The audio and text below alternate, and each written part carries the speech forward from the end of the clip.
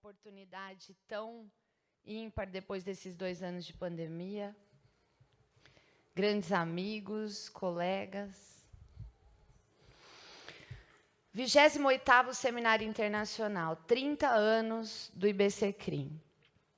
Muita história, o IBCCRIM fez história, nós somos filhos do IBCCRIM.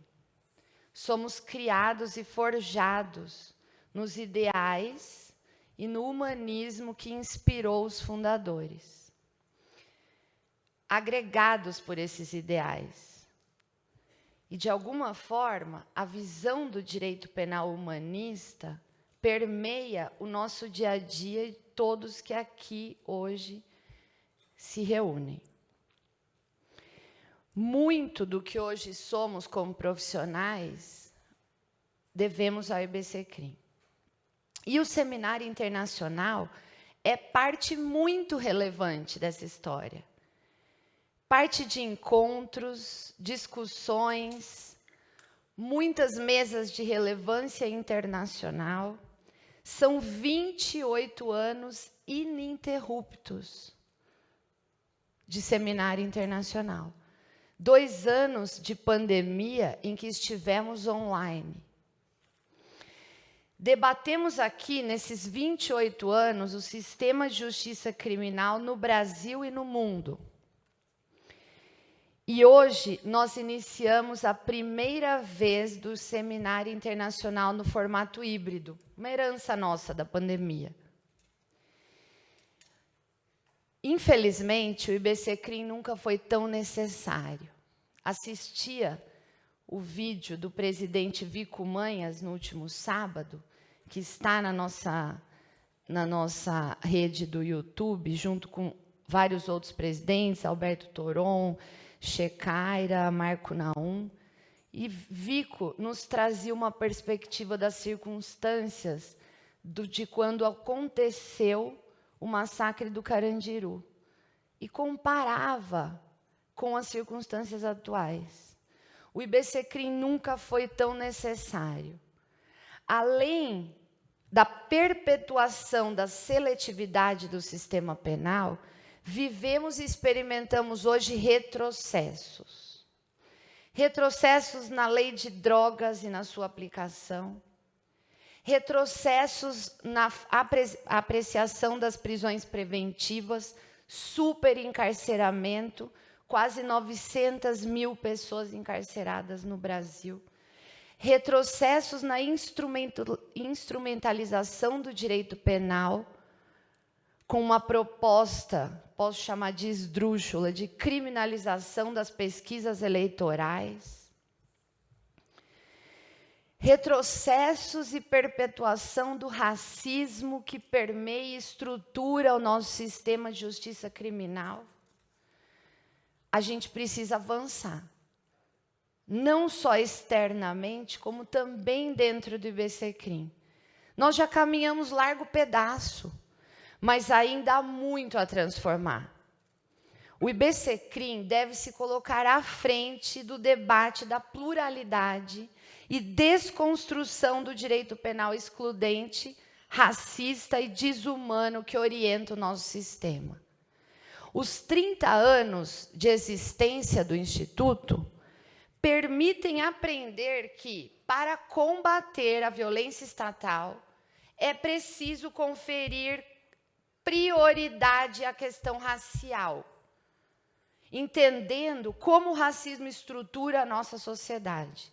E não só isso, entendendo o papel central que cada um de nós temos individualmente e no coletivo, como sujeito de privilégios históricos. E ainda como sujeitos de pactos da branquitude que se perpetuam. Precisamos romper essas barreiras. O IBCCRIM é parte disso. Nós acreditamos nessa transformação da racionalidade. Essa racionalidade opressora, desumana, que não trata os cidadãos como iguais. Esta transformação passa pela abertura de espaços públicos como este. com debates, estruturação e oportunidades de fala, reflexão. E esse seminário internacional, o 28º, tem essa pretensão, assim como os 27 que nos antecederam. Que sejam 3 dias de debates, encontros, mas, acima de tudo, que sejam 3 dias de compreensão da nossa relevância, do nosso trabalho diário nessa desconstrução da sociedade tão desigual. Nós somos parte desse sistema e temos responsabilidade em desconstruí-lo, não só pessoalmente, como coletivamente. E o IBCCRIM é parte desse trabalho. Mia Couto hoje fez colocou uma frase na rede social dele que eu gostaria de finalizar e deixar para cada um. Ninguém é uma pessoa se não for toda a humanidade. Muito obrigada pela presença e que sejam 3 dias de muita alegria, reflexão e encontros.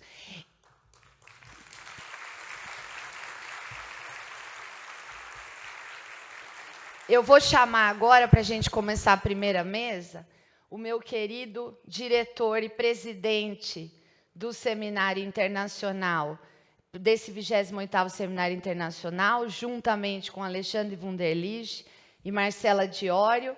Chamo Vinícius Assunção para compor a nossa mesa de abertura.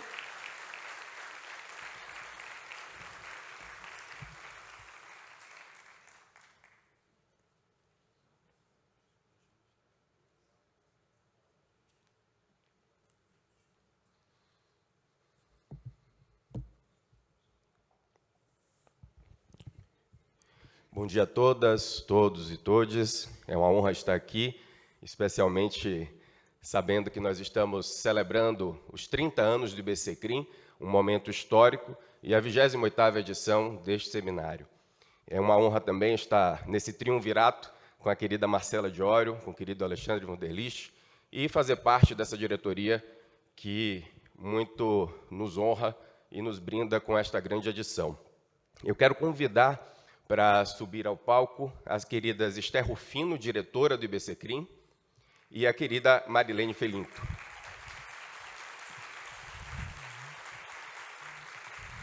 Convido também a palestrante Marilene Felinto para estar conosco.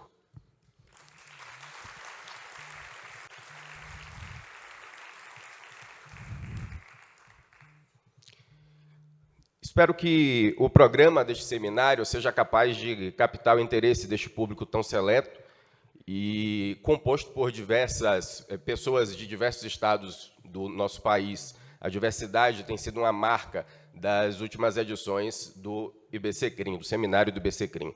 Nós precisamos agradecer a alguns parceiros especiais e não podemos deixar de agradecer a patrocinadora Master, a editora De Plácido, que já nos acompanha há muito tempo, e também a ESPM, que tem sido uma parceira e, nesta edição, marca presença. Nós também precisamos agradecer aos mais de 60 escritórios patrocinadores, sem os quais, sem dúvidas, não seria possível realizar esta edição.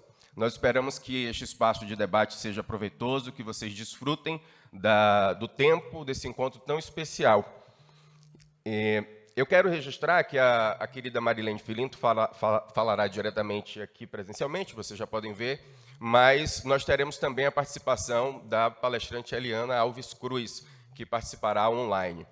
Além disso, é importante registrar que o Paulo Scott, palestrante que estava previsto para a abertura do nosso evento, ele não poderá participar, ele está em lançamento da sua versão traduzida, seu premiado romance Marrom e Amarelo, e nos mandou hoje cedo, com muito cuidado, muito zelo, uma mensagem informando que houve um cancelamento do trem com o qual ele se deslocaria e ele não poderia participar, ainda que virtualmente.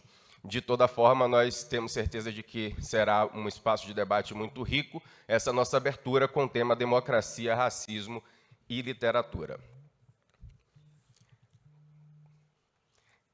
A querida Esther Rufino agora chegou, por favor, convido novamente para estar conosco. Venha ao palco.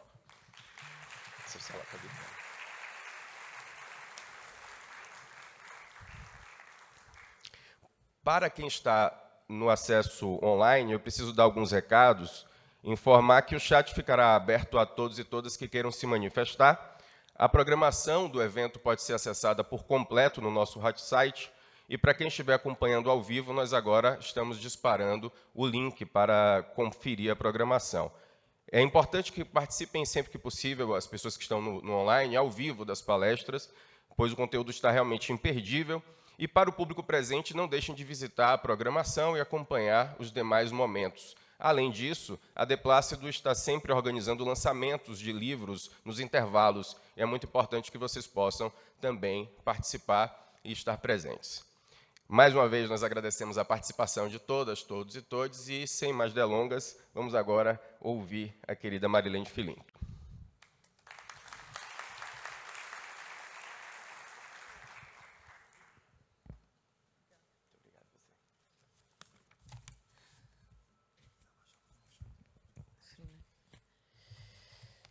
Bom dia, senhoras e senhores, e também àqueles que não se consideram nem senhores, nem senhoras, nem nada. Quero agradecer, em primeiro lugar, a Renato Vieira pela consideração a meu nome, o convite para participar deste evento, e agradecer também, especialmente, à advogada Luciana Zafalon Leme Cardoso e ao advogado Cristiano Ávila Marona, em cuja gestão na diretoria do IBCCRIM, atuação, aliás, que privilegiou garantir diversidade no quadro de pessoal e nas colaborações externas, além de contribuir para a democratização do acesso ao acervo desse importante instituto. Nessa gestão deles, prestei serviços como revisora de textos das publicações do IBCCRIM. Minha presença aqui é uma forma de expressar minha gratidão a eles pela confiança que depositaram em meu trabalho técnico. Durante 2 anos e meio, estive nos bastidores, lendo textos de algumas das senhoras e dos senhores que talvez estejam aqui hoje presentes. Desde artigos para os boletins mensais e revistas, até monografias e livros.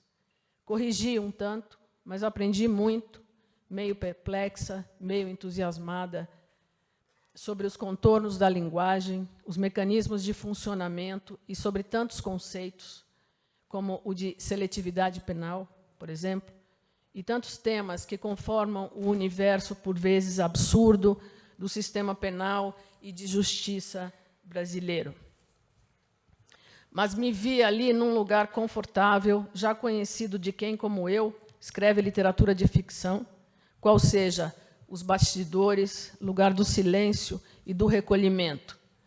Segundo comenta o crítico literário Fábio Lucas, existem escritores que, por motivo narcísio, são também publicistas, adoram as luzes da notoriedade. Não é o meu caso, nem eu tenho tamanho para tanto. Então, aqui, exposta presencialmente, experimento uma leve sensação de estar no lugar errado. Mais adequadamente, talvez, devesse estar aqui falando um advogado, um jurista, um homem branco, ruivo, um criminalista de primeira linha e também escritor, Luiz Francisco Carvalho Filho, que lançou recentemente um romance interessantíssimo intitulado Newton, um personagem criado a partir da atmosfera kafkiana do universo jurídico, do contrassenso do mundo do direito, do inconformismo com o aprisionamento do indivíduo pelas redes da burocracia estatal. Um personagem escritor que publica livros, mas reivindica o direito ao apagamento de sua memória e de sua identidade civil. Mais adequado aqui, portanto, seria talvez as senhoras e os senhores estarem ouvindo um de seus pares. Para um congresso que elege como temas democracia, racismo e literatura, eu poderia me apresentar de 3 maneiras. Primeiro, como jornalista e colunista de opinião do jornal Folha de São Paulo, no que essa prática tem a ver com o debate sobre democracia. Segundo, como mulher cuja biografia é uma história de emancipação ou de libertação de minha condição originária da pobreza do Nordeste do Brasil, ou seja, também como negra, objeto do racismo e da discriminação de classe brasileira, e, por fim, em terceiro lugar, como escritora de ficção apenas, como a louca, portanto, e é com essa definição que mais me identifico. Faço uma ressalva. Nunca me apresento como escritora negra, como atualmente costumam se identificar mulheres negras mais jovens que escrevem literatura e cujos motivos para tanto são justos e legítimos, porque essa postura política fortalece a resistência ao racismo endêmico que enfrentamos. No meu caso, entretanto, desde os 13 anos de idade, 2 anos depois de migrarmos, minha família e eu, para São Paulo, deixando para trás a então provinciana e pobre cidade do Recife, onde nasci, meu processo de subjetivação da experiência vivida é a criação literária, a saída que encontrei para sobreviver à violência da migração e à batalha contra a fome e o preconceito. Desde então, a literatura é a única instância em que minha posição identitária é universal. Justamente porque, nesse terreno, eu não tenho identidade nenhuma, nem raça, nem gênero, nem classe. E porque, escrevendo ficção, posso ser o que quiser. Mulher negra é apenas o marcador social que o racismo me impõe. Mulher nordestina é apenas a classificação que a xenofobia me atribui. Logo que tive consciência disso, ainda na infância, minha principal arma de combate foi me afirmar como uma pessoa apenas, e depois como uma louca, ou seja, uma escritora, uma marginal, conforme o status que a escrita literária ocupa neste mundo. Sim, não tenho classe social, marginalizado que sou, diz um dos narradores da escritora Clarice Lispector. A classe alta me tem como um monstro esquisito. Continua ele. A média, com desconfiança de que eu possa desequilibrá-la, e a classe baixa nunca vem a mim. Por meio deste congresso, por exemplo, cuja inscrição é de valor inacessível a um suposto público leitor, a minha classe social também não virá a mim. Mas, como bem define o sociólogo e crítico literário Antônio Cândido de Mello e Souza, o discurso literário é marcado pela predominância da função poética, isto é, a que se caracteriza pelo fato de a palavra ter a si mesma como finalidade principal. Ora, quem, se não um louco, se dedica a uma prática como esta, em que a pessoa fica à mercê da palavra, uma prática na qual é a palavra quem manda? Louca. Como diz Gilles Deleuze, escrever não é atingir a forma, é apenas encontrar a zona de vizinhança. A literatura, comenta ele, está do lado do informe, do inacabado, em vias de fazer-se. A literatura, comenta ele, está... desculpem. Ou mesmo, parafraseando aqui o filósofo espanhol Paul B. Preciado, sobre seu processo de transição de gênero, considero escrever ficção um passo que avança no vazio, indicando a direção de um outro mundo em que as classificações identitárias não se aplicam. Meu modo de fazer literatura sempre foi este. Mas voltemos ao tema do racismo e da democracia. Voltemos ao que interessa, ao mundo real, aos centros de produção de conhecimento, que também é este IBCCRIM. Minha posição política como jornalista, atividade que exerço desde muito jovem e muito por acaso, uma vez que minha formação é em letras e não em jornalismo, implica a determinação de colaborar para desconstruir o pensamento dominante, patriarco, colonial, hierárquico, meritocrático, racista, misógino, ao ponto do feminicídio e homofóbico. O problema da mídia, da manipulação da informação ou da desinformação se insere nesse contexto. Neste campo, apresento-me como jornalista que ficou 16 anos fora da mídia corporativa por opção pessoal, por me recusar ao assujeitamento exigido de mim nos idos de 2002, momento político da primeira ascensão da esquerda ao governo federal no Brasil, por me recusar à prática da falsa neutralidade da imprensa, da falsa objetividade do texto jornalístico. Era o ano de 2002 e eu estava, havia 12 anos, escrevendo para a Folha de São Paulo, onde fui acusada de fazer proselitismo político para o Partido dos Trabalhadores e ameaçada de censura. Preferi sair do jornal, para o qual voltei recentemente, em 2019, em condições diferentes daquelas em que exigiam de mim adequação ao jornalismo praticado pelo mercado como um instrumento de controle político da classe dominante.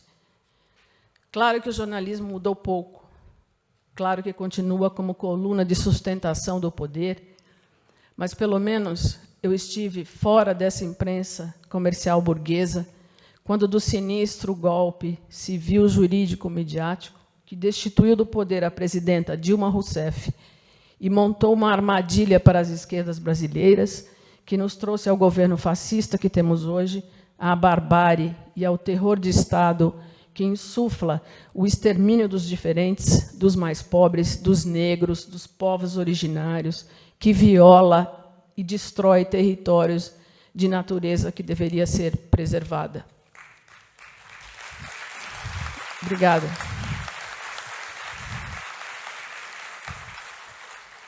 No que se refere ao debate sobre democracia, evoco o linguista e filósofo norte-americano Noam Chomsky para perguntar em que tipo de mundo e de sociedade queremos viver e, sobretudo, em que espécie de democracia estamos pensando quando desejamos que essa sociedade seja democrática. Chomsky contrapõe duas concepções diferentes de democracia. Uma delas considera que uma sociedade democrática é aquela em que o povo dispõe de condições de participar de maneira significativa na condução de seus assuntos pessoais e na qual os canais de informação são acessíveis e livres. A outra concepção é aquela que considera que o povo deve ser impedido de conduzir seus assuntos pessoais e que os canais de informação devem ser estrita e rigidamente controlados. Esta, diz ele, é a concepção predominante. E todos nós sabemos que assim é, tristemente. Vivemos numa democracia de espectadores, como afirma o linguista, ou seja, aquela em que um falso consenso é construído e administrado por uma minoria, uma, entre aspas, classe especializada de, entre aspas, homens responsáveis, que são suficientemente inteligentes para entender como as coisas funcionam, para dominar os temas todos que escapam às pessoas comuns, ao rebanho desorientado. Nessa concepção de democracia, é preciso impedir que o rebanho se torne participante da ação. É preciso, como diz Chomsky, manter as pessoas atomizadas, segregadas e isoladas. A população precisa ser devolvida à apatia, à obediência e à passividade, que é seu estado natural. Mas, é claro, como a domesticação do rebanho nunca é perfeita, a batalha é permanente, conclui Chomsky. No que se refere ao debate sobre democracia, é fundamental, portanto, incluir nessa contabilidade o grau de distorção da realidade operada pela mídia, o grau de desinformação que submete a população à condição de excluída da possibilidade de ver e compreender a realidade como ela é, e que a relega à condição de mera espectadora no amplo e eficaz sistema do apartheid brasileiro. Eu poderia também, conforme disse antes, me apresentar agora como mulher cuja biografia é uma história de emancipação ou de libertação. Afinal, conheço a exclusão e a rejeição da sociedade.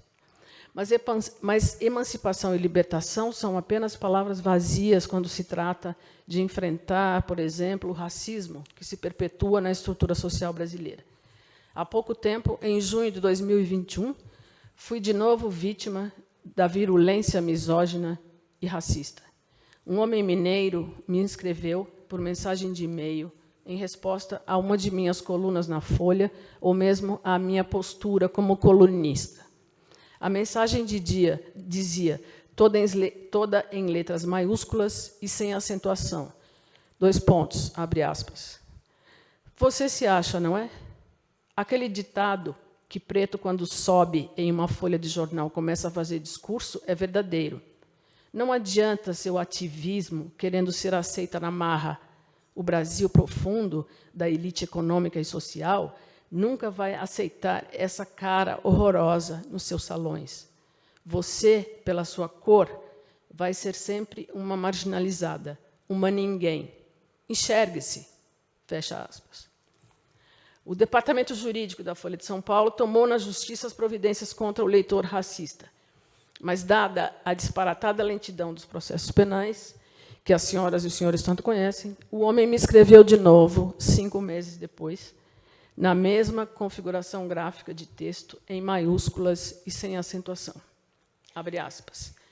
Dessa vez você foi longe demais, negrinha feminista. Lembre-se que você só tem esse local de fala graças a homens que lhe concederam esse privilégio.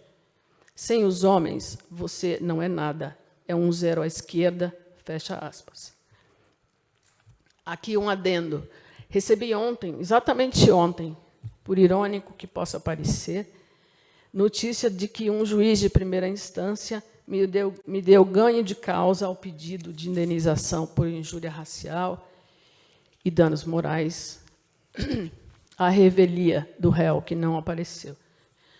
Graças ao bom trabalho dos advogados da Folha, Thaís Gasparian e Luiz Fernando Carvalho Filho, a quem agradeço aqui.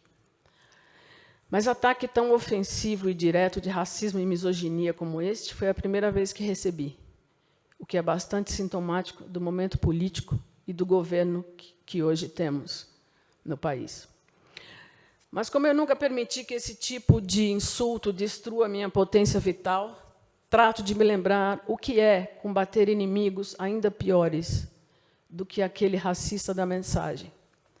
Outro marcador tão grave ou mais do que este do racismo é o da desigualdade social, da pobreza, da fome. Na minha experiência pessoal, a fome atravessa gerações. A fome mais recente de que tenho notícia é daquele menino de 11 anos que, em 2 de agosto último, telefonou para o número 190 da Polícia Militar de Minas Gerais, pedindo ajuda porque sua família não tinha o que comer, e cujo telefonema produziu um curioso paradoxo no teatro da proteção social e da segurança pública brasileira. O fato de um menino mineiro chamado Miguel ter apelado à PM, a mais letal de nossas instituições de Estado, em busca de garantia do direito humano fundamental à alimentação, em busca de garantia de vida, beira o tragicômico, não fosse pura calamidade. A fome mais antiga que conheço é a da minha mãe, e ocorreu há 83 anos, fim dos anos 1930, no sertão da Paraíba, por onde a família dela, de retirantes da seca, zanzava em busca do que comer e beber, acontecimento que desembocaria na dramática orfandade dela e na perda dos laços com sua família de origem. Minha mãe, que morreu em abril deste 2022, aos 87 anos, passou a vida sem saber de onde veio. Naquela travessia de flagelados dos anos 30, foi doada, aos 4 anos de idade, a um casal sem filhos, morador daquelas paragens sertanejas. Assim, a história da fome atravessa gerações, porque a terceira fome que conheço é a minha própria. Meados dos anos de 1960, em Recife, uma xícara na mão, minha irmã mais velha e eu, indo pedir aos vizinhos um tanto de arroz, outro de feijão, por favor, que minha mãe não tinha mais o que dar de comer aos 5 filhos pequenos. Para enganar a fome, passávamos, às vezes, a farinha de mandioca com açúcar. Mas voltemos ao que menos interessa, a literatura, o lugar da verdadeira libertação, da única superação, da minha desidentificação, da minha descolonização, da minha loucura. Aspas. É normal que os escritores encontrem seu duplo no louco ou num fantasma, diz Michel Foucault. Por trás de todo escritor, esconde-se a sombra do louco que o sustenta, o domina e o recobre, continua ele. Poder-se-ia dizer que no momento em que o escritor escreve, o que ele conta, o que ele produz, no próprio ato de escrever, não é outra coisa senão a loucura, fecha aspas. Mas o processo de criação literária não deixa de ser, como também diz Gilles Deleuze, um empreendimento de saúde. Ele afirma que não se escreve sobre as próprias neuroses. Aspas, a neurose, a psicose, não são passagens de vida, mas estados em que se cai quando o processo de vida, de criação literária, é interrompido, impedido. A doença não é o processo, mas parada do processo. Por isso, o escritor, enquanto tal, não é doente, mas antes médico, médico de si e do próprio mundo. A literatura aparece, então, como um empreendimento de saúde. Sobre a violência do racismo, da desigualdade, da injustiça social e da rejeição, por exemplo, que tanto me insultam, o que faço é escrever sobre isso. Mas não exatamente sobre isso, e sim sobre outra coisa que revele essa violência de um modo ainda mais escancarado. Ou seja, posso dizer que medico a mim mesma quando escrevo, e também que apenas me copio, como diz a escritora Clarice Lispector, aspas, ainda bem que o que vou escrever já deve estar, na certa, de algum modo, escrito em mim. Tenho é que me copiar, e com uma delicadeza de borboleta branca, fecha aspas.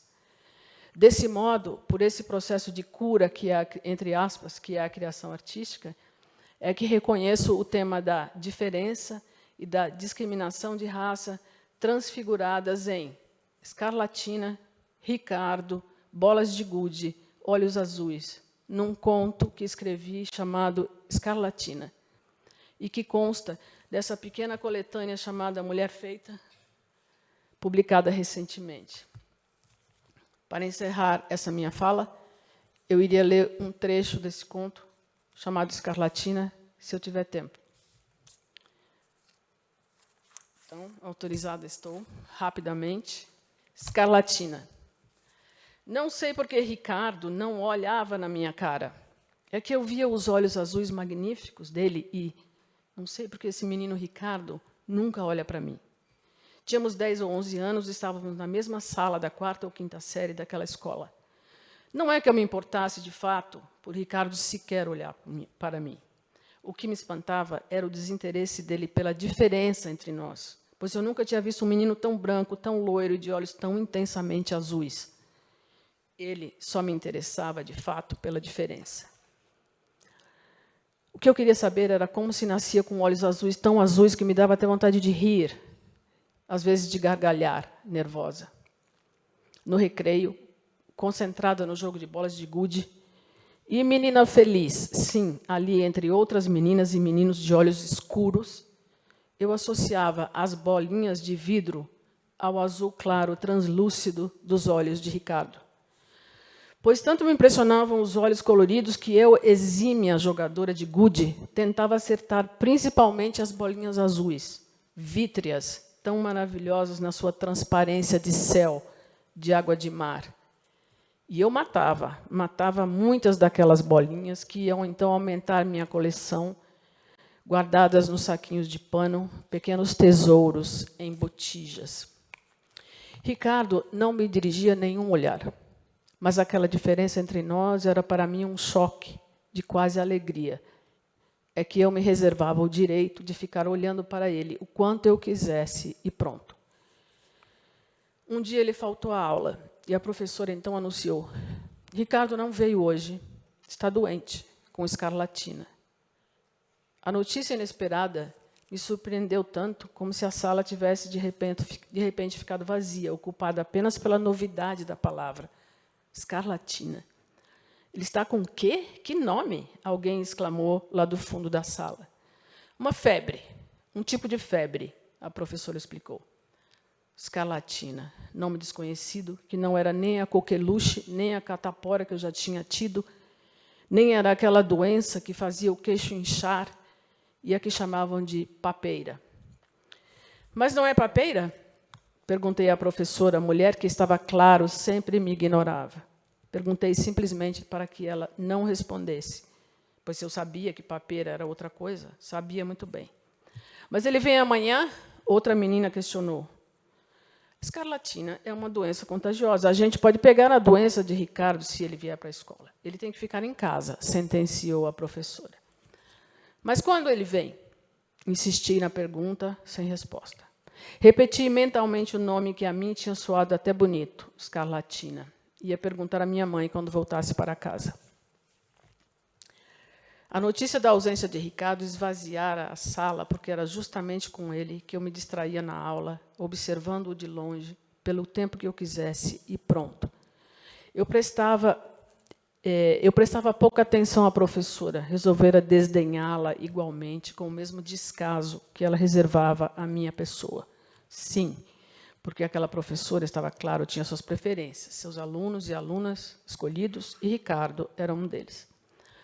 Não que eu me importasse, de fato, com que a professora me ignorasse. Estava acostumada, na minha própria família de muitas irmãs e irmãos, minha mãe atrapalhava-se, problemática, sem tempo, sem cabeça para atender a tantas crianças na barra de sua saia, como ela dizia. Cheguei em casa com a pergunta sobre escarlatina, que um menino da escola não tinha nem ido à aula com escarlatina. Escarlatina, a professora tinha falado para aquela palavra, que era uma febre. Mas que febre? Era um tipo de febre? Como era? É febre alta e a pessoa fica toda manchada no corpo, a mãe disse. Manchada? Mas que diabo era aquilo? Manchada como? Por favor, manchada como? O Ricardo e sua pele de tanta alvura manchado, como seria possível? Por favor. Vê se vocês saem da barra de minha saia, a mãe reagiu ríspida, no aperreio de sempre. E por dias que me pareceram intermináveis, convivi com aquele mistério, o da palavra e o da pele branca do menino que estaria toda modificada pela enfermidade estranha. Minha vontade era bater à porta da casa dele, que era apenas na frente da minha, e perguntar e saber. Mas Ricardo não era de aparecer muito na rua, só saía com a mãe ou o pai, não brincava de bola de gude, não se sujava na terra fofa, na terra escura. Ele, com seus traços finos, seu nariz afilado, seu cabelo loiro e seus olhos azuis, parecia um príncipe, daqueles que encontravam botijas de tesouros escondidos ou despertavam princesas adormecidas. No livro da escola tinha esse tipo de histórias que eu, a bem dizer, achava estúpidas. Sim, porque eu não precisava de ninguém para me despertar de nada. Teu olho parece uma bola de gude, arrisquei dizer a Ricardo um dia, e ele escutou calado, olho no olho comigo pela primeira vez. Sabia que teu olho parece uma bola de gude azul? Persisti, mas sem resposta. Teve um dia em que eu mesma botei uma daquelas bolas de gude azuis diante do meu próprio olho e fui ao espelho ver como ficava. Dei risadas, olho de monstro, saltado para fora. Mas não é que eu me importasse de fato que não tenham dirigido a mim sequer um único olhar, outros tantos meninos loiros de olhos verdes ou azuis, de pele tão branca diferente, que dava vontade de tocar neles. Não é isso. Não era isso. Não é que eu me importasse de fato. Ricardo não olhava na minha cara, a professora me ignorava, a escola era nova, mas eu estava tão acostumada, mas tão acostumada.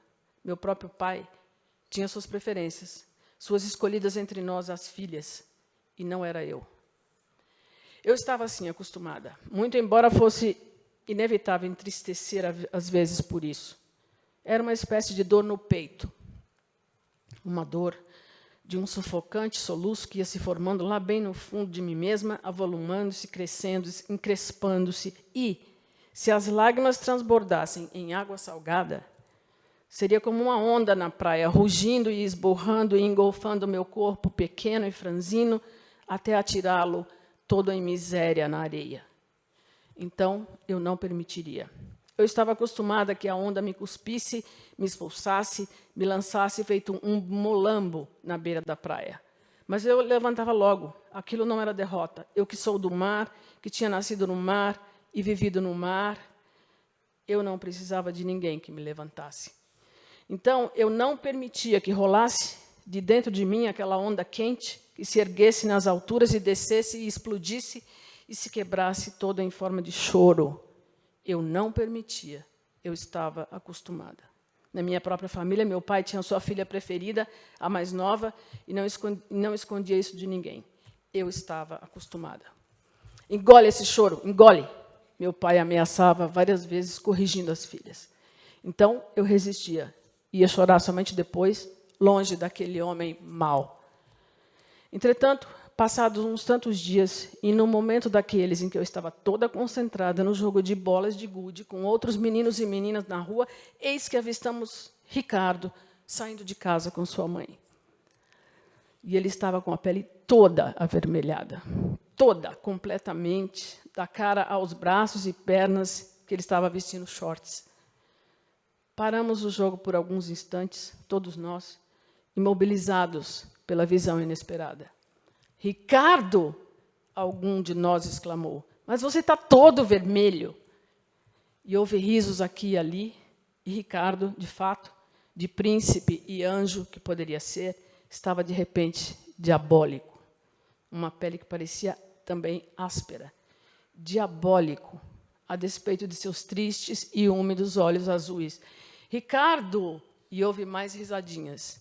E eu, muda, tomada por tantas emoções de surpresa, de ironia, de regozijo pelas risadas que as outras crianças soltaram sem hesitação, eu, no fundo de mim mesma, eu exclamei várias vezes como quem tivesse acabado de matar uma bolinha azulada, cor de céu e mar. Eu exclamei em vingança pura, bem feito. Bem feito para você, Ricardo, bem feito.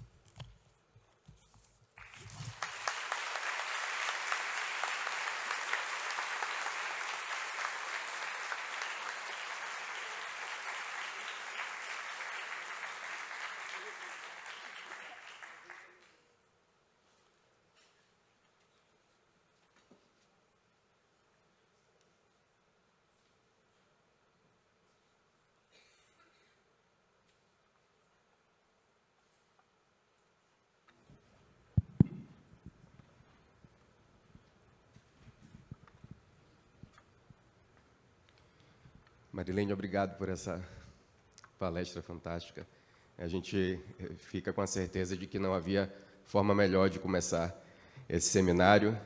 E, sem delongas, eu quero convidar agora a Eliana Alves Cruz para dar continuidade à abertura do evento.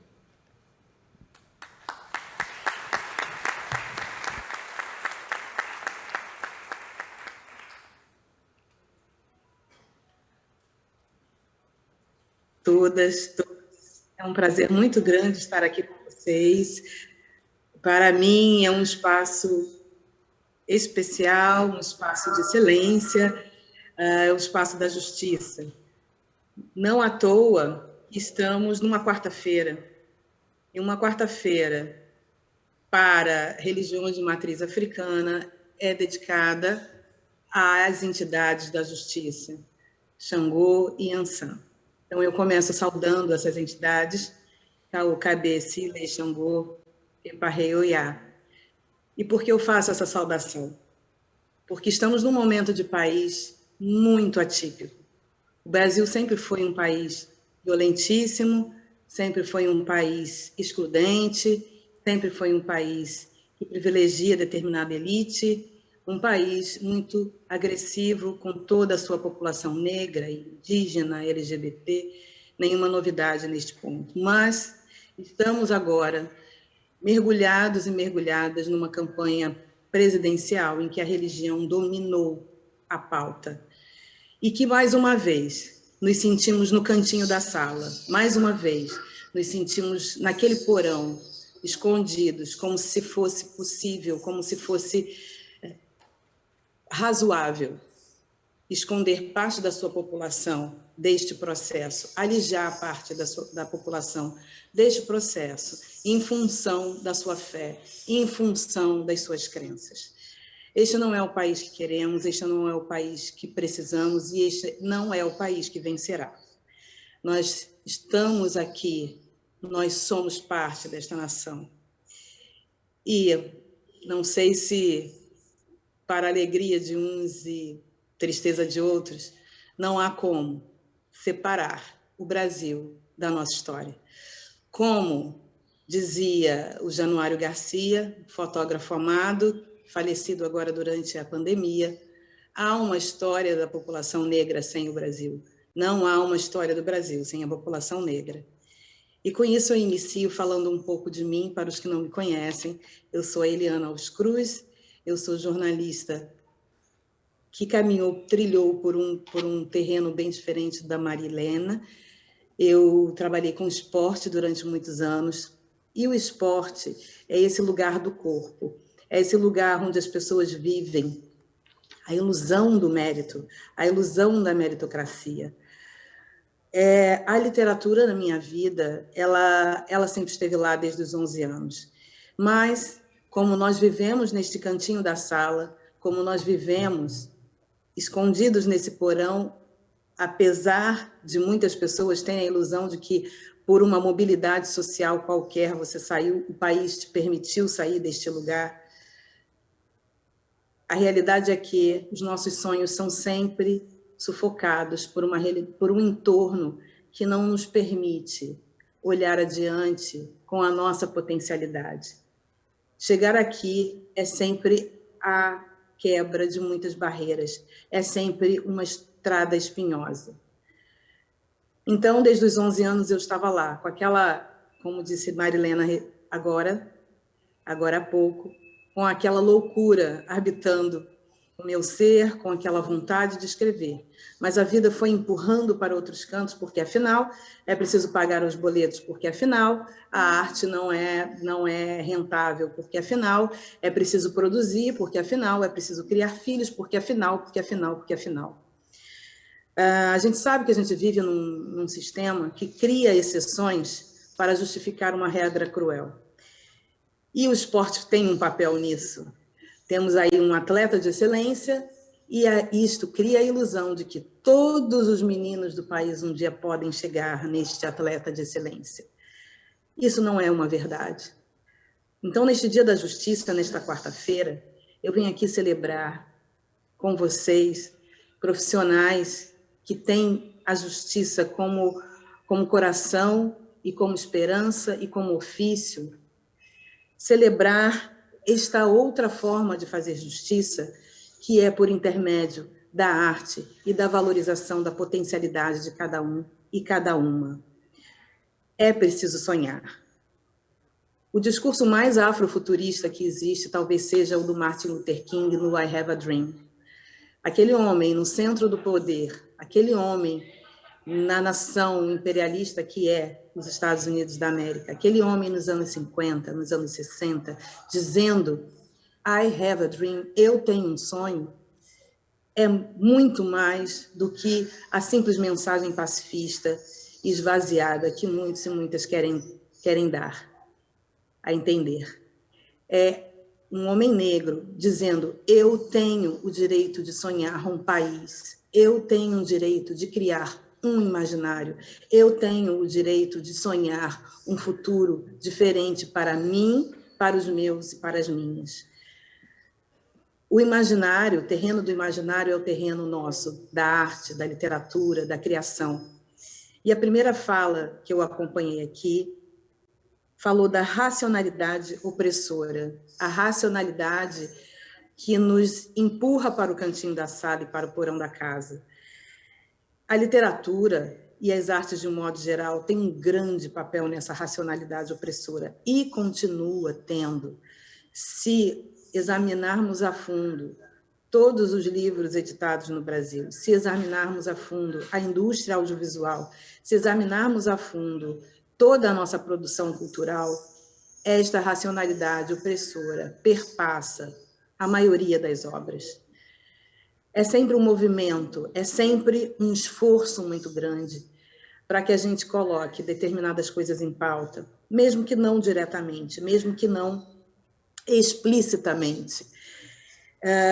Eu, quando me debrucei na literatura, quando achei que era a hora de fazer o meu I Have a Dream, eu comecei pela minha própria história, pela minha ancestralidade, pela minha própria história longínqua.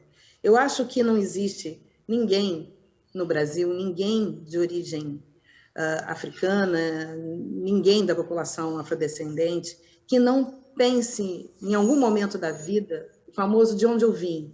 Mas não aquele de onde eu vim da filosofia existencialista, não, de onde eu vim concretamente.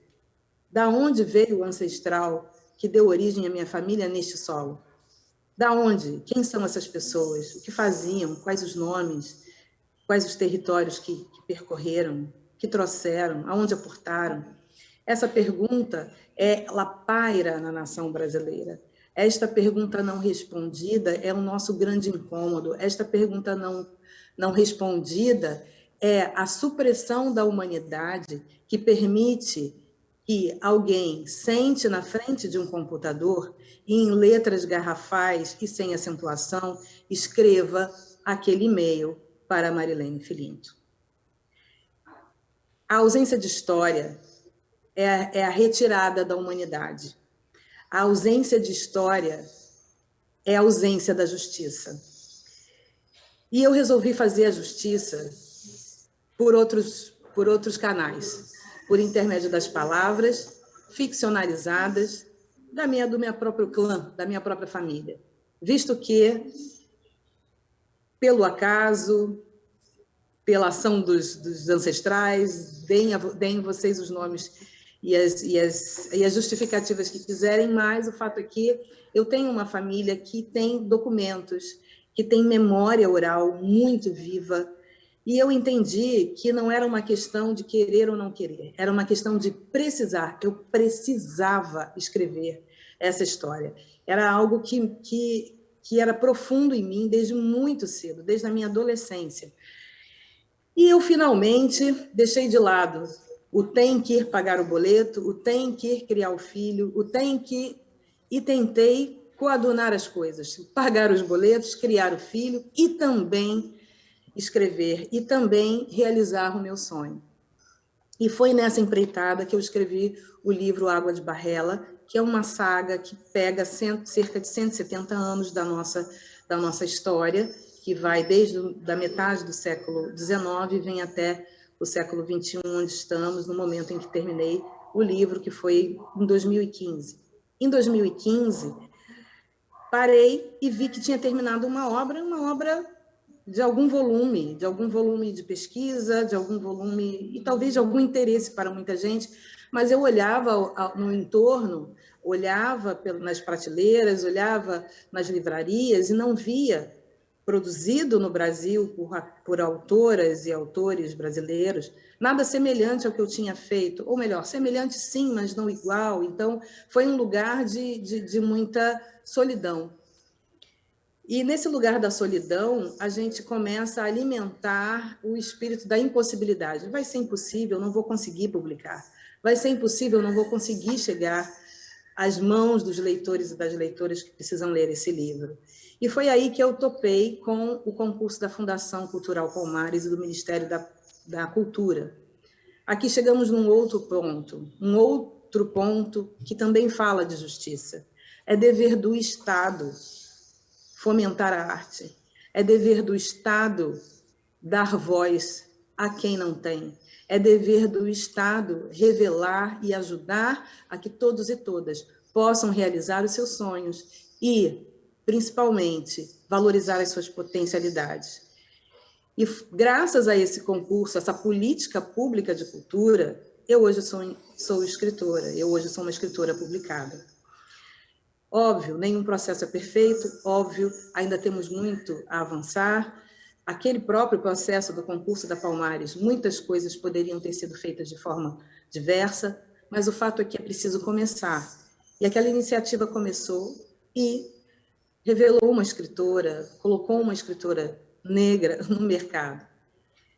Esse fato da escrita negra ser algo que está hoje, digamos, em voga, é muito interessante porque, na verdade, sempre estivemos aqui. A história da literatura brasileira não é feita sem nós. Aliás, nada nesse país é feito sem nós. Nós estamos lá desde os primórdios. A questão não é a voz, a questão é o microfone, a questão é o canal. Então, a partir do momento em que o Estado me permite publicar, olha, você existe, o que você escreveu tem valor, vamos publicar, uma mudança de chave acontece, uma mudança interna, uma mudança de postura de quem escreve e também de quem recebe esta leitura. E aí o Água de Barrela foi editado pela Palmares, a princípio pelo prêmio 6.000 exemplares, e depois comercialmente, quando terminou o contrato, pela editora Malê, outros tantos exemplares que já nem sei mais, já foi muito lido, muito debatido, usado em teses, em monografias, enfim, uma obra que ganhou um espaço. E como diz o poeta Ricardo Aleixo, não somos nós que escolhemos as palavras é que nos escolhem. Então, eu creio que somos veículo para mostrar um país que é diverso demais, que é grande demais, e que se contentou com uma mediocridade de uma única voz durante muito tempo, e, de alguma forma, continua optando. Porque, para além da mídia e para além do barulho que fazem as pessoas que têm essa voz um pouco mais acentuada nos meios e que dá a impressão de multidão, ainda somos muito pouca gente publicando e enfeitando as prateleiras das livrarias. Ainda somos uma prateleira. A escritora Cidinha da Silva sempre fala, né? E esse setor na livraria é como se fosse um frango com tudo dentro. Eu acho essa imagem muito interessante, né? Porque existe sempre um setor literatura negra e lá está tudo, ficção, não ficção, enfim. Esse cenário vem mudando muito lentamente, considerando o tamanho do Brasil e considerando o tanto de artistas que temos para setorizar este ambiente, esta livraria, esta biblioteca. E do Água de Barrela eu parti aí sim para o crime do caso Valongo. É muito interessante estar aqui num espaço da justiça criminal, porque toda a nossa história, na verdade, é um grande caso criminal, é um grande caso de polícia. E eu resolvi dar materialidade a esse caso de polícia no crime do caso Valongo. Acontece um crime real de um personagem que é um comerciante de escravizados e outras coisas. E este homem morre, e então começa-se a especulação sobre quem matou este homem. Só que o crime, neste livro, ele é apenas uma desculpa para falar de muitas outras coisas. É apenas uma desculpa para a gente refletir um pouco sobre tantas coisas que acontecem e tantas pessoas que estavam aqui antes da gente estar. Quando olhamos a história do Valongo, deste espaço aqui no Rio de Janeiro, onde mais de 1 milhão de pessoas entraram e foram escravizadas e que têm o DNA do Brasil, porque muitas dessas pessoas não ficaram no Rio de Janeiro, foram para o Brasil profundo, foram para Minas, né? Formou o caminho do ouro, foram para outros países, há estudos que foram para Uruguai, Paraguai, enfim, é uma porta de entrada e não, por menos, é hoje patrimônio da humanidade, porque é um local de importância para a humanidade. E o Valongo, com toda essa história, com toda essa potência, com toda essa energia vital, como nunca apareceu na nossa literatura, no protagonismo. Protagonistas, espaços são protagonistas também, né? Espaços são personagens. Por quê? Por que não temos o Valongo aparecendo na nossa literatura? A resposta é uma pergunta retórica, a resposta a gente já sabe. Não temos o Valongo aparecendo na nossa literatura de forma contundente, como não temos o Valongo estudado nos nossos bancos escolares de forma contundente. Um local por onde entraram 1 milhão de escravizados. Se 1 milhão de pessoas é muita gente hoje, imagine no século XIX, no início do século XIX. Então, uma multidão apagada, uma multidão esquecida e uma multidão que clama por estar em algum lugar aqui, por fazer parte de nós. Devido ao trabalho com o esporte, eu durante muito tempo acompanhei a imprensa, tudo que dizia a respeito à atividade esportiva. E o Brasil sediou grandes eventos. E o Rio de Janeiro virou um grande canteiro de obras.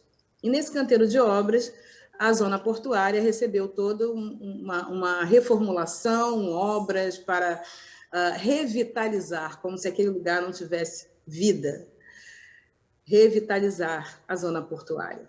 E aí construíram-se museus, espaços públicos, não falo nem da beleza, porque sim, ficaram espaços ótimos em que a população usufrui, mas como ter um museu do amanhã se ainda não discutimos o passado?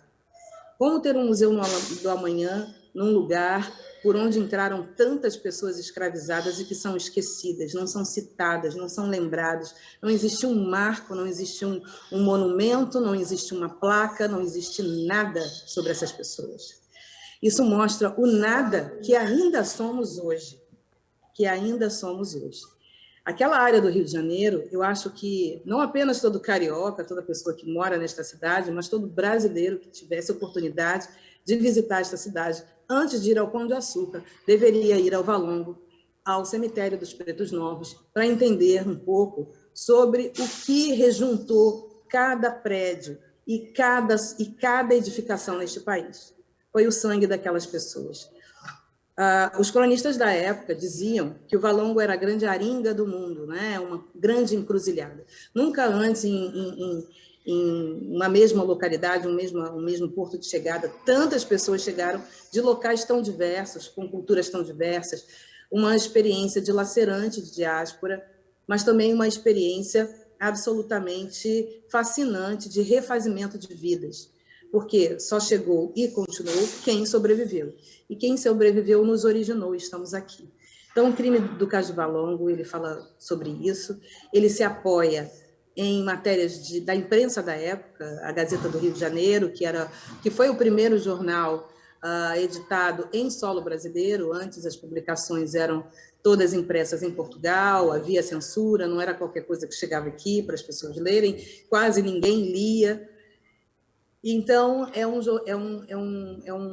um livro, uma obra que eu acho que também não é grande em termos de tamanho, né? São poucas páginas, mas ela encerra muitas coisas dentro dela, muitos questionamentos e um desejo muito grande de que isso continue, de que a gente continue investigando o nosso passado, como diz a Leda Maria Martins em seu livro, de forma aspiralar. Não existe uma linha contínua, a gente vai e volta e vem e anda na diagonal, as coisas voltam, como diria Karl Marx, né? A história se repete em farsa, nós estamos revisitando e repetindo uma série de coisas, devido à falta de reflexão e à falta de debate, inclusive nesse terreno do imaginário e da ficção e da literatura, sobre todas essas questões que nos atravessam. O crime do caso de Valongo e o Água de Barrela me deram um material de pesquisa enorme, que obviamente eu não consegui utilizar tudo nestes livros, nestas obras. E continuei com Nada Digo de Ti, Quem Te Não Veja. E aí foi o meu grande desafio, porque a personagem principal deste romance é uma mulher trans no século XVIII. Mais uma vez, onde está esta população na nossa história? Onde está esta população que não aparece no que estudamos, que não aparece no que lemos acerca do passado? E um passado, às vezes, muito recente. Eu quis criar uma personagem, ela é baseada numa personagem real, que viveu no século XVII em Portugal, ou seja, sempre estiveram aí. Eu quis criar uma personagem que não ficasse no terreno do lúdico, que não ficasse no terreno do humor, que não ficasse no terreno do caricato, que tivesse algum poder sobre a vida, que fosse uma personagem profunda com muitas camadas. Foi uma personagem dificílima para escrever. E por que ela foi tão difícil de escrever? Porque ela não sou eu em alguma medida, não é? É papel do escritor e da escritora, assim, creio eu, também exercitar o olhar da diferença, o olhar do estrangeiro, o olhar de quem não está naquela posição, naquela vivência. E escrever sobre uma mulher trans no nosso passado foi desafiador demais. E confesso a vocês que escrevi com um pouco de medo, porque vivemos uns tempos estranhos em que a gente não pode fabular sem levar em consideração tantas agressões e tantas coisas, e tanta falta de debate qualificado. Mas também é papel do escritor, da arte, do artista, se vestir de coragem, respirar fundo, fechar o olho e mergulhar. E achei que era a hora, e foi em plena pandemia. Eu lancei esse livro em 2020, estávamos aí no auge de tantas coisas, né? Da reclusão, com o governo que temos atualmente, tentando censurar tantas coisas, criminalizando tantas coisas, incentivando crimes. Então, foi um gesto que eu me orgulho e que também trouxe, talvez, uma outra perspectiva de um momento histórico, que a gente se acostumou a olhar apenas falando de um determinado público. Ou seja, quando se fala em mineração no Brasil, a gente pensa em Minas Gerais, a gente pensa naqueles homens de chapéus enormes batelando ali na beira do rio, a gente não fala em profundidade do que realmente formou esse caminho, que extraiu tanto ouro do Brasil. Quando falamos em escravidão no Brasil, a gente não pode... Eu acho que essa palavra não deveria nem ser flexionada no singular. São escravidões. Temos muitas formas de opressão, e de escravidão e de exploração. Então, a escravidão nas Minas é algo da ordem do inacreditável, e nada que eu escreva, ou que outro autor escreva, nada vai dar a medida daquele sofrimento, como, aliás, nada dá a medida deste sofrimento de forma geral. A gente não faz ideia do que aconteceu aqui com aquelas pessoas, a gente tem uma pálida ideia, e esta pálida ideia já é o horror absoluto.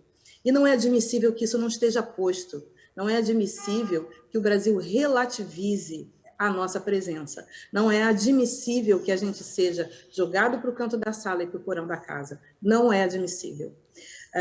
Eu escrevo um pouco, aliás, muito deste lugar.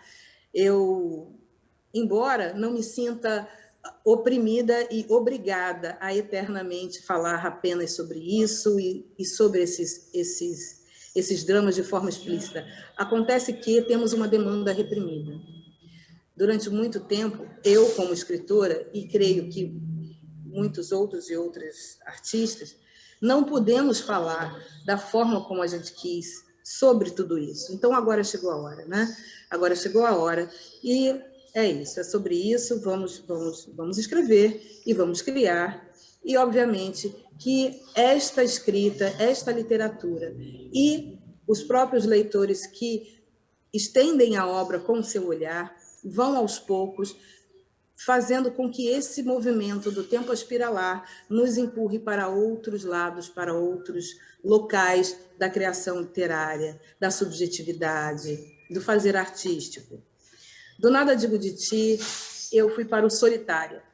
E o Solitária, eu queria ler um trechinho para vocês, que é logo no começo, que diz assim: Mãe, a senhora precisa se libertar dessas pessoas.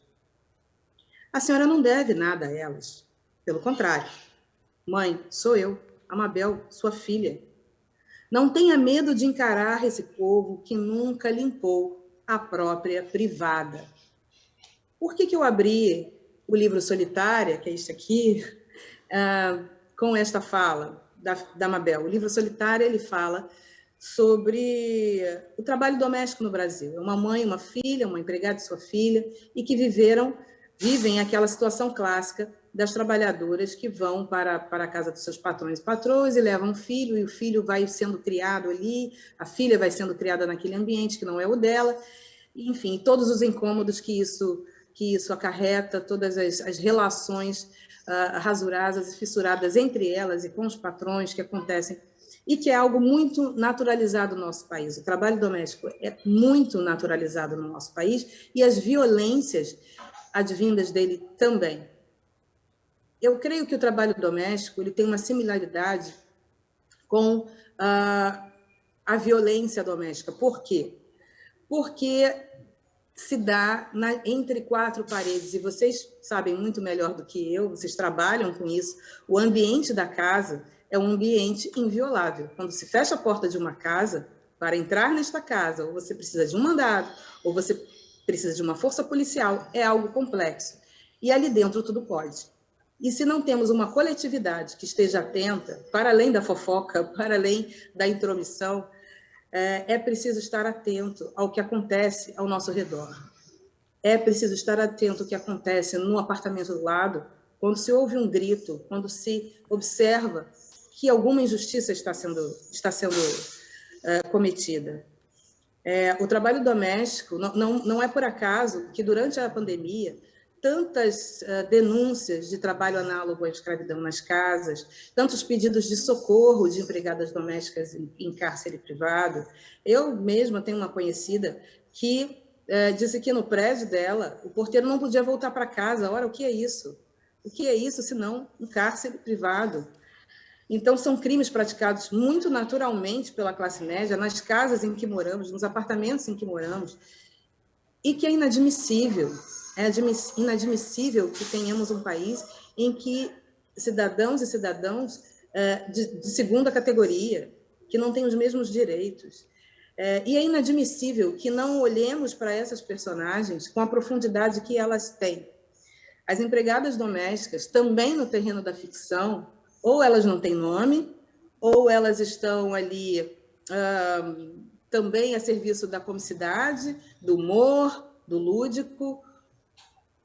Temos poucas obras, e aí quando eu falo obra, eu falo de uma forma ampla, não apenas literatura, mas audiovisual também, em que essa personagem aparece com a seriedade que ela precisa ter, com a profundidade que ela precisa ter.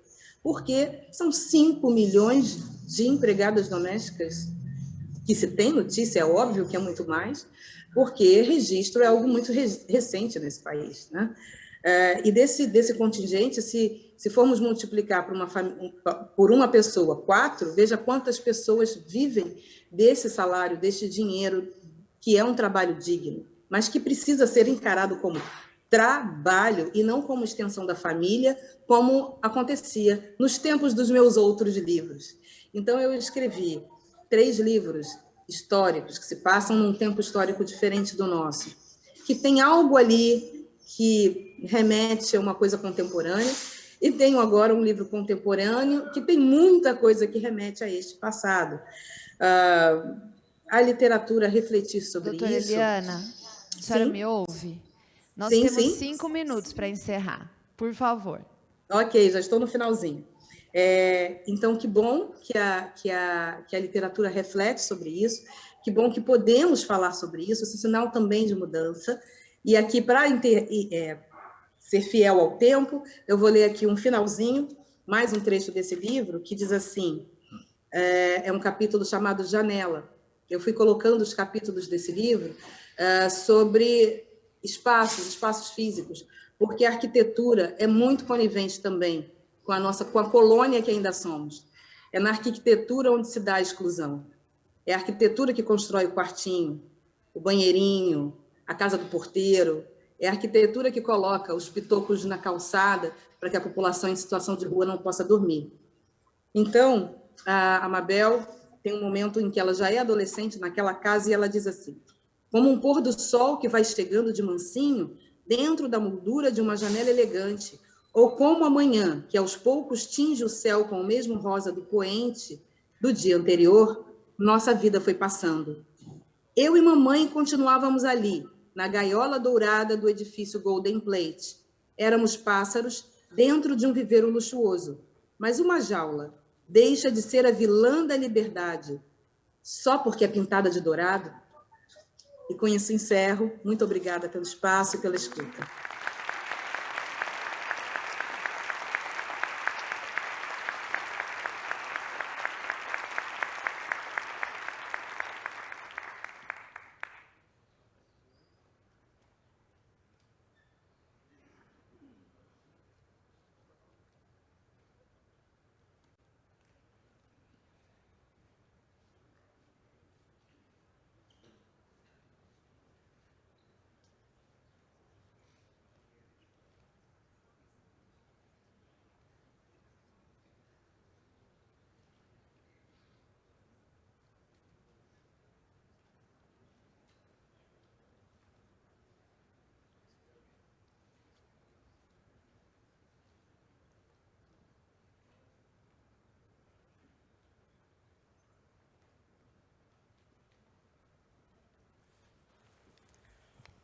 Bom dia. Vai começar o leilão e agora eu quero saber quem dá mais. De lance mínimo, baratinho, apenas R$3.000. O que vai ser leiloado, temos aqui 111 corpos envelopados naquele padrão que vocês já estão acostumados. Temos dos mais clarinhos, mas também não claros demais. Tem também o escurinho, um bigodinho fininho. No geral, a gente consegue resumir como neguinho. Bom, preciso avisar que não estamos com produtos tão variados, mas seguimos aquela premissa sempre da cor do pecado. Muito versátil, o nosso produto serve de alimento para cão de caça e de meta para cão fardado. E o melhor, não precisa de julgamento sequer de processo encaminhado. Os nossos produtos são capazes de manter o seu ânimo necande alimentado. E aí eu quero saber, quem dá mais? Quem dá mais? Ninguém? Já que vocês estão assim, eu vou ter que fazer uma promoção, tá? Quem levar os 111 ganha de brinde da comissão, sabe o quê? Anistia. Caso tentem colocar aí alguma condenação. E quem está garantindo isso não sou eu não, viu? É o capitão. E aí, dou-lhe uma, dou-lhe duas, dou-lhe três. Plim, plim. Você está conseguindo ouvir? Está conseguindo sentir? Sente o cheirinho do dinheiro aí? Pega esses 111, junta com aquela dos 57 metros arrastada.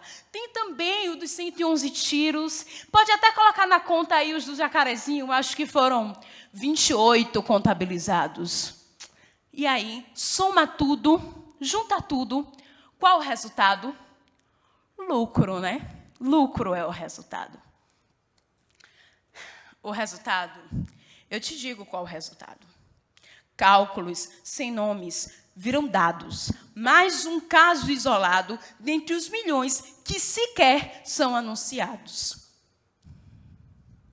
Este é o resultado. Devido ao processo penal, a moda Brasil. Legalidade sumiu, contraditório ninguém viu e presunção da inocência não serve nem para os menores se safar da treta. E ainda assim, querem deixar para filmar só se for para televisionar. Afinal, mosaico no corpo e o choro da mãe garante auditório, mesmo que todo dia seja esse o repertório. Aqueles que passam na marginal sequer vê quem está na margem. E aí, os gritos do pavilhão 9 se mantêm sempre com a mesma roupagem. Vigiar e punir. Esse é o nosso estandarte. É por isso que 150 mortes na conta do tal do Conte garante a ele, até hoje, espaço na politicagem. Próxima imagem, por favor. Agora, eu apresento a vocês uma nova vendagem. Temos aqui direitos humanos, política pública, saúde, educação, reparação. Preciso avisar que o valor de investimento para este produto é mais baixo, mas o preço para a atuação é mais alto. Afinal de contas, este produto vai de encontro à lógica de necropolítica do mercado. Ainda assim, eu quero saber, quem vai dar o lance? Cadê? Quem vai dar o lance? Nem você, que lê Zaffaroni, Lopes Júnior, Bacaria, não pode perder essa chance. Pega um desses produtos e aplica no dia a dia. Abre ONG, coletivo, até instituto. Ocupa a bancada, coloca na sua canetada. Você, com este produto, vai conseguir ver talento na favela e na Baixada. E eu te digo, somos capazes de produzir conhecimento e até arte. Mas, com essa apresentação, infelizmente, eu não posso fazer promoção. Afinal de contas, Marielle, que decidiu investir neste produto, segue até hoje como indagação. Mas aí, este também é um leilão. Quero ver se você vai ser capaz de dar um lance. Obrigada.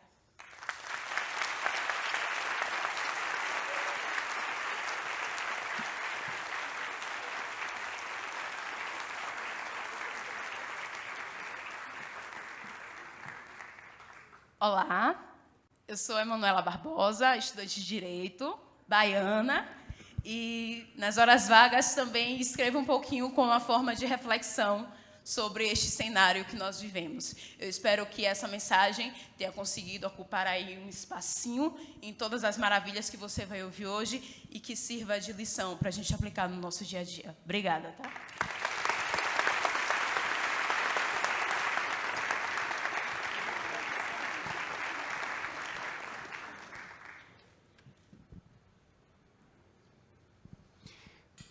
Vamos agora encerrar essa mesa de abertura, agradecendo mais uma vez a palestrante Marilene Filinto, também a querida Eliana Alves Cruz, que nos brindou com essa palestra, que, tal qual a intervenção da querida Manu Gritos, foi realmente um soco no estômago para todos que estão aqui. Quero agradecer a presença de todos e dizer que os livros da professora Marilene Filinto estarão no saguão para a vendagem e autógrafos. E, sem mais delongas, vamos encerrar a próxima palestra às 11 horas.